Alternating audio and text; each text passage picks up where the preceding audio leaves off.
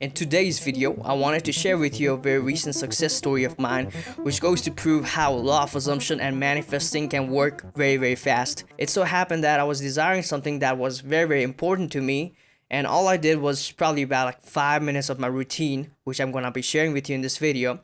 And what I wanted came to me the very same day, which just goes to prove that manifesting and law of assumption can work very fast in your favor. If you want to hear more on this, stay tuned and let's get started. Welcome back to this video. My name is Rab. I'm a manifesting coach, and if you want to work one-on-one with me, you can find the link down in the description box below. And right now I also have this free guide out called Speed Up Your Manifestation, which is designed to do just that. Let's get on with this exciting success story of mine. In fact, it might sound a little uncanny in a way, similar in a way, because I kind of modeled this after Neville's story, which is about like him getting out of the army, if you remember that. So what happened recently was I went to this meditation retreat thinking that that's what I needed, and I've been planning to go there for a while. This is something that I had been looking up to, but once I got there I realized that it wasn't what I was expecting it to be. It's sort of like this long retreat too. So once we got there, we had to turn in on phones. So it was a very strict kind of retreat too, okay? You had to be like really into it in order to be there. So once I got there, the first few days seemed okay, but on the third day, I started to realize that this wasn't what I was looking for, to be honest. What I wanted was more of a like compassionate approach to meditation. But this meditation retreat in particular, I'm not gonna disclose the name of it just because out of respect. This meditation retreat was very strict. There were a lot of regulations at place. It was a silent retreat as well, and you couldn't talk to each other. It was like really crowded in a way. There wasn't like really connection. I've been to other silent retreats before, and there is no communication. You don't talk to anybody, but there's still this connection that you feel with everybody in the room. But here it just didn't feel that. So by the third day I was starting to get a little bit ticked off, and I was like, oh man, I shouldn't have come here in a way. I was just starting to have these thoughts, but what happened was I also started to get a little bit sick. It wasn't like really severe, but I started having some cough and cold. And then when I went to like one of the guys, the helpers who was working there, I asked him for medication, or because I didn't have anything with me. I didn't even have like any kinds of like Tylenol or anything. We weren't allowed to take those inside there. And I asked him for something that would help me with my cold, but they just didn't take care of that. I went to bed that night like really coughing. I was like coughing the whole time, and I was also sneezing, and I on top of that place was like on top of the mountains, and it was like super cold. The next morning I couldn't even wake up, and when I woke up I realized that I had some form of fever. As soon as I woke up I decided to go into the meditation hall, but once I got there the people were starting to give me a hard time for not getting there on time and things like that.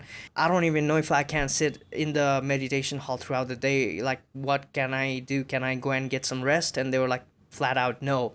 And I was like, okay, that's not helpful. This is not what I came here to be. Okay, there are certain forms of meditation that can be strict, and I do practice a form of meditation that is very strict in nature as well, like which is just based on focus. It's not very enjoyable at first until like you're done with the meditation, but this seemed to me at a whole another level which I just couldn't relate to in a way. And then I asked to talk to the teacher who was sort of like this in charge. And when I went and talked to him, he was like, I can't do anything. You've signed up this waiver form. You can't get out of here, like, unless there's a life-threatening issue. And he asked me like whether if I was like so sick I couldn't stay there. I told him no, but I just don't feel like staying here because I'm not in the right state of mind, and I can't meditate properly if I'm in this right state of mind. But he was like, this is just part of the process, just sit through it. So I went to the room and I started thinking to myself, man, this has been such a disappointing experience for me. Then I went back to the meditation hall and I still was feeling shitty, but towards the end of it I decided to go and meet the teacher, and his answer was no again, and that made me even more frustrated. So the next time was after the lunch break. I went and slept in the room.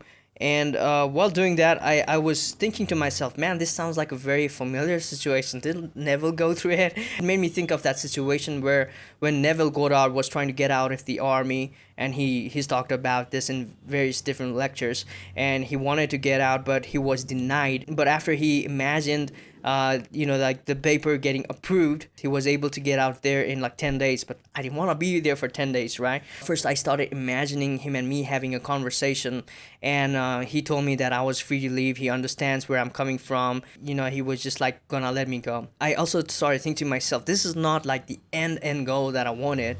What I wanted was actually me being in my bed and just having a nice deep sleep. I started imagining the scene where my dad comes and he's there to pick me up in his car, and as soon as he sees me, he gives me a very warm big hug, and then we go home. Then I just like go flat out to sleep, like take some medication and go to sleep. As I was doing this, I fell asleep. Then the next time I went to the meditation hall, I waited for the instructor to finish with the teaching. Then I decided to go and talk to him. And this time when I sat with him, I didn't even say a single word, but he was explaining to me all the benefits of meditation and why he thinks it's a good idea for me to stay there. I didn't feel the connection with the place, and I just didn't want to be there for more longer than that. And plus, I didn't like the food there, to be honest, and I didn't like the living situation there. That's totally another story, but I just didn't want to be there, right? But after that, he asked me like, do you still want to go? And I told him, yes, I want to leave. I was feeling very certain that I was going to leave too by this time, okay? Before that, I was like, I don't know what's going on. I just, want some rest. I want to get some sleep. I want to like take some medication and, rest. That I had this kind of mindset, but now I was very calm. I was like very confident that I was gonna get out of here no matter what. So he just asked like one of the helpers to come out and help me out with my luggage, and he started packing it up. So I started heading out for home. When I called home, my dad wasn't there and he was somewhere else, so I had to take a taxi cab to get to my home. So that was a little bit different, right? But as soon as I got home, my dad was like, oh, Rav, I heard you were sick. What's going on? And he gave me a hug. But that's very unlike him. We're not that kind of like touchy-feely kind of family, to be honest, So he gave me a hug, and I was like, oh man, this just happened. And right after that, I took some medication. I went to bed, and it was exactly like how I had imagined it to be. So that's the fun success story. And it just took me about like 5 minutes worth of imagination, and they let me out from there. But there were a lot of other people who wanted to get out of there too. They didn't get out. Why just me, right? You could ask that question too. And I wasn't like super sick where like I was like contagiously like ill or something like that. That wasn't the case. But just because of my imagination, I was able to build this faith, which transmuted in the outside reality too. So once you start imagining things, once you start visualizing your end goal, what starts to happen is it gets pushed out into other people's mind too. So if you're trying to manifest something with this sort of desperation, people can feel that energy too. So it's always really, really important to meditate or visualize with a very calm state of mind. And that's why I keep telling my clients, like, before you get into visualizing, make sure you take in very deep breaths to get into that calm alpha state of mind, because on that state, like, you won't get bothered by any form of negative emotions, and you don't want any of those negative emotions or these distracting thoughts to come and take over your mind and go somewhere else where you don't want to be. Stay with your end goal. That's why it's very, very important, and this is something that you can try in your own manifestation journey. And I know that it may not sound like a really huge success story, right? It's not like manifesting $1 million or anything like that, but I want you to see that manifestation doesn't only happen in like in these bigger forms. You have to be able to take credit for these mini manifestations too that happens in your everyday life. Once you start seeing the evidence of your intentions manifesting, even these little things, you'll be able to build this confidence and apply it into your bigger goals.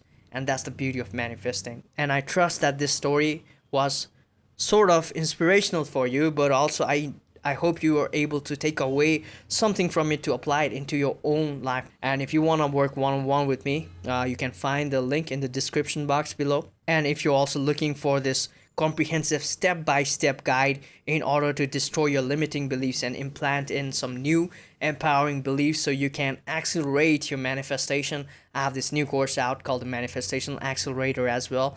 You can also find that down in the link in the description box below. With that being said, guys, I want to wish you all the very best. Goodbye and namaste.